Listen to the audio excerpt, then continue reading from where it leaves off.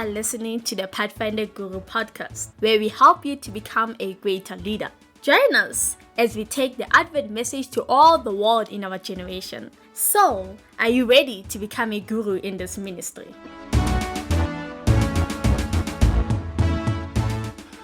Attention. Welcome to the Pathfinder Guru Podcast, and thank you very much for joining us. I hope that you're doing well and you're safe under the shadow of God's wonderful wings. I am so happy, I'm so glad, and I pray that in today's episode we are going to learn and be with one another so that when all is said and done, all honor and glory may go to Him who is able to keep us from falling. In today's episode, we are going to talk about when to give up when you have a misbehaving child in your club. When to give up on the child when you have him misbehaving. Now, as a club leader, there are certain things that are already in place. You have club rules that people know that when they break, there are consequences that they need to face. And that particular child seems not to listen to those rules and breaks them. Okay, fine. You call the parent in part of understanding what is happening and also him or her being part of the life of the child and understanding him or her better.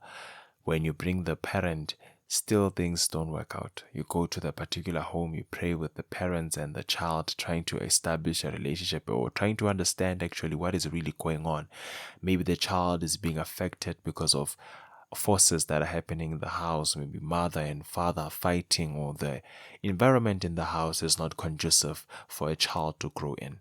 Now, once you have established that, you're doing your investigations to find out why this child does not listen to me, and you have exhausted all other options. You have exhausted the understanding, you have exhausted your research, and you're wondering to yourself, should I give up in this child? Should I let go and just leave the child to wander off into this world?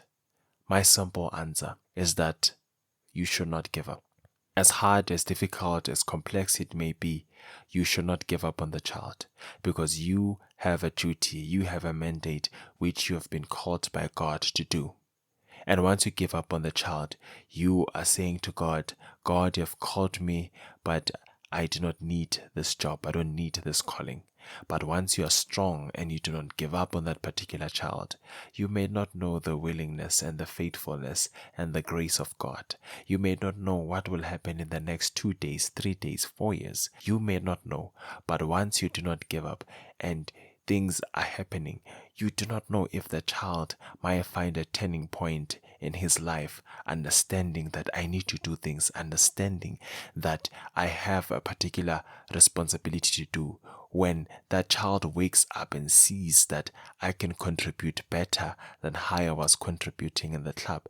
And once you are there, constantly not giving up, because we have children in the community, the parents have given up on them. Their fathers, their mothers, their grandmothers have lost hope in them, but they come to us distressed, shouting, rude, misbehaving because they are seeking that attention.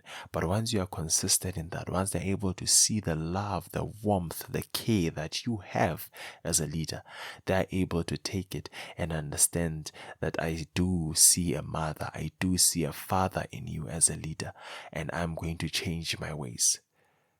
We do not work upon knowing when the child will change, but we work knowing that we will not give up, because God has called us and His will be done. And once everything is said and done, all honor and glory will go to Him. Let us feel proud, let us feel happy that we are working in the Adventist youth ministry. Let us not give up on these children, whether it is scandals, whether it is them being affected at school. Always be there to lend a help, to be an assistant, to be a helper, to be a father, to be a mother, to be a sister, to be a brother, so that they can find a reference point in this dark world, so that when they see you, they say, Jesus, Jesus, because you will be the only Jesus that they will see. They will be the only Jesus that they can feel, because at the end of the day, children want to see, feel, and touch. And once you are able to do that, indeed they will believe in the King of Kings, the Lord of Lords, He who died for us on the cross. But for now, you are dismissed.